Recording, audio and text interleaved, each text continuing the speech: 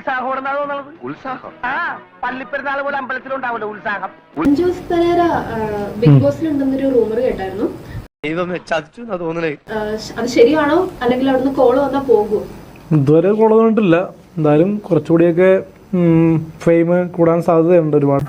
പ്രശ്നങ്ങൾ ഉണ്ടാക്കാൻ എൻ്റെ മകനോളം ഇപ്പൊ ഈ നാട്ടിൽ ആരുമില്ല എന്നാണ് എൻ്റെ വിശ്വാസം. കാരണം ഇവന്റെ തല കണ്ട അന്ന് മുതൽ എനിക്ക് പ്രശ്നങ്ങൾ. അതൊക്കെ സർപ്രൈസാണ്. ഫെയിം കൂടുന്ന സംഭവങ്ങളൊക്കെ അതൊക്കെ വരുമ്പോൾ എന്തായാലും വിളിക്കാൻ. ഇപ്പൊ ഇത്രയും നാൾ ഫെയിം ഉണ്ട്. അപ്പൊ മൂലം തിരുന്നാൾ വലിയ ക്യാമറാണില്ലേ എന്ന് ഞാൻ തന്നെ എങ്ങനെ പറയാ. കണ്ടന്റ് ആണ് ബിഗ് ബോസിൽ വേണ്ടത്. അപ്പോൾ നമ്മളെ വിളിച്ചു കഴിഞ്ഞാൽ അവർക്ക് എന്തായാലും രതീഷ് കുമാറിനെയൊക്കെ വിളിച്ച പോലെ കണ്ടന്റ് ആയിരിക്കും.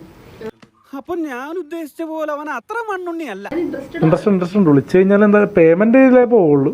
ഫ്രീ ആയിട്ട് പോകത്തില്ല. ഈ ഓൺലൈൻ മീഡിയക്കാർ നമ്മളെ വെച്ച് ഒരുപാട് പൈസ ഉണ്ടാക്കിയിടുന്ന കേട്ടത്. അത് താൻ എനിക്കിട്ടത് താങ്ങിയതാണല്ലോ. ഞങ്ങൾ പൊട്ടന്മാരാന്നാ ലുക്ക് ഉണ്ടെന്നേ ഉള്ളൂ, ഞാൻ വെറും ഊളയാണ്. അത് മനസ്സിലായി. എന്നെ വെച്ച് വിളിക്കുമ്പോൾ നമുക്ക് ഡെയിലി ഒരു 10K അല്ലെങ്കിൽ 1 lakhന്റെ ഇടയിൽ ഒരു പേയ്മെന്റ് പറയണം. അല്ലാണ്ട്